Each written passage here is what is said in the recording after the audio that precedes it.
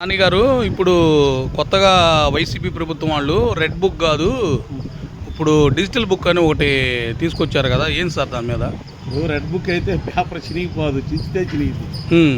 అదేనా రాసింది చెరిగిపోదుగా. అదే ఇప్పుడు నువ్వు చెబుతున్నావు డిజిటల్ బుక్ అని, అదేందనుకున్నారు?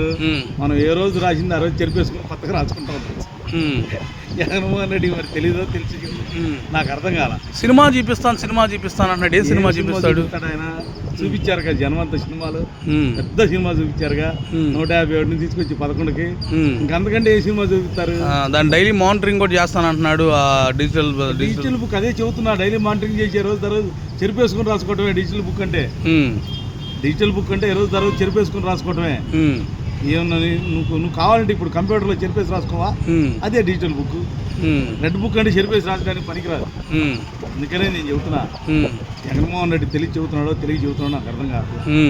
మరి మెంటాలిటీ మరి ఏందో మరి దానికి మనం చెప్పగలిగింది కాదు. ఎందుకంటే 11 కదా అనుకున్నాం. 11 మోహన్ రెడ్డి అని పేరు నాకు. 11 అంటే 11 మోహన్ రెడ్డి, జగన్మోహన్ రెడ్డి అంటే అతనికి వచ్చిన సీట్లా? అతనికి వచ్చిన సీట్లు మన 11 మోహన్ రెడ్డి అది.